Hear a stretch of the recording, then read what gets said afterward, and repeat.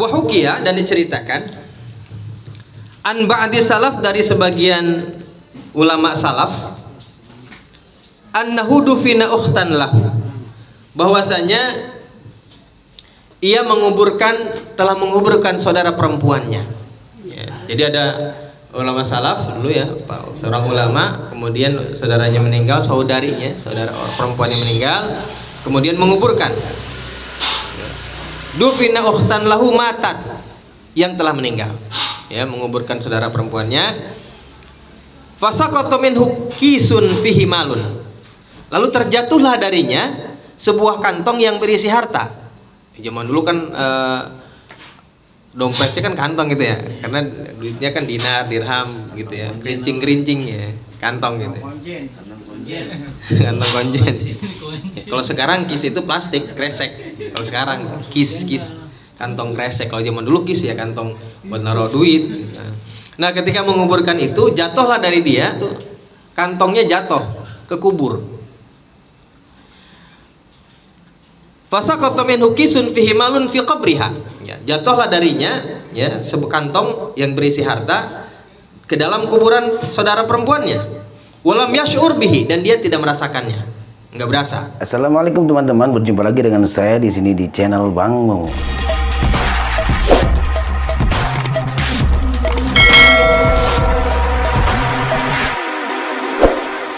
Hatan sorofaan qabriha, sampai ia pulang dari kubur si saudara perempuannya. Summa dzakarahu, kemudian setelah dia pulang dia ingat, ya, ingat bahwa waduh duitnya hilang, ingat, waduh masuk kubur tadi kelupaan, nggak berasa. Faraja ila qabriha, lalu ia kembali kepada kubur si saudaranya, saudara perempuannya. Fanabashahu, lalu digali lagi.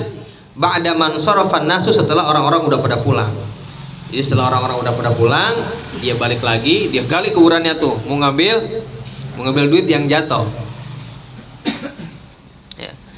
Fawajadal qabra yashtailu alaihi naron, dan dia menemukan kuburnya yashtailu alaihi narun, sudah nyala, terbakar dengan api. Jadi begitu digali, kuburannya nyala dengan api. Yashailu, menyala, alaiha naron. Faradat turab ilaiha, kemudian karena melihat api yang begitu besar, juga balikin lagi, nggak jadi itu digali. Ya. Kalau digali juga duitnya udah habis kali, udah angus ya. Faradat turabu alaiha, kemudian dia mengembalikan tanahnya kepadanya. Waraja ila ummihi, lalu ia kembali kepada ibunya. Bakian, dalam keadaan menangis, hazinan, sedih. Faqala, lalu ia berkata, ya umma, wahai ibuku, akhbirni an ukhti, beritahukan aku tentang saudara perempuanku ini. Wa ma kanat ta'malu, apa yang dulu ia kerjakan sampai kuburannya dibakar. Apa yang dikerjakan?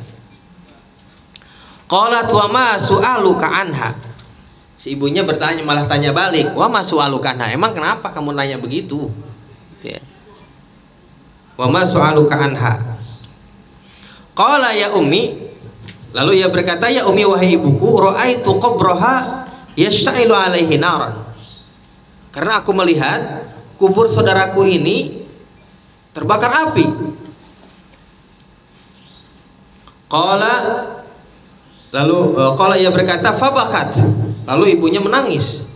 Wa qalat ya waladi, dan ia berkata, ya waladi, wahai anakku, kanat ukhtuka tatahawanu bis shalah. Dulu katanya saudarimu ini, saudara perempuanmu ini, tatahawanu bis shalah, gampang-gampangin sholat. Ntar dulu dah. Wa tuakhiruha an waqtiha, dan kadang-kadang mengakhirkan dari waktunya, sampai keluar waktu sholat baru sholat. Ya, gampang-gampangin sholat sampai keluar waktunya. Fahadha halu man yuakhiru sholat an waqtiha, dan ini adalah keadaan orang yang mengakhir-akhirkan sholat an waqtiha, dari waktunya. Artinya ini masih sholat, cuman mengakhirkan doang, ngodok doang, sholat masih. Fa kaifa halu man la yusolli, bagaimana keadaannya orang yang nggak sholat? Lalu bagaimana orang yang nggak sholat? Kalau yang sholat aja masih begini kuburnya nih, dibakar. Ya.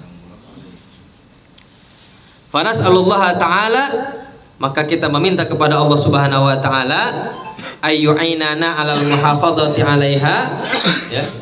Semoga Allah Subhanahu wa taala membantu kita, menolong kita 'alal muhafadzati 'alaiha, supaya kita bisa menjaga salat bikamalatiha, dengan kesempurnaannya, fi awqatiha, dalam waktu-waktu salat.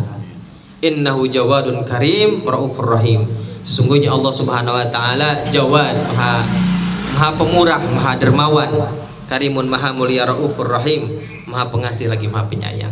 Gitu ya. Tetap yang namanya taat, kita meminta petunjuk, meminta pertolongan dari Allah Subhanahu wa taala.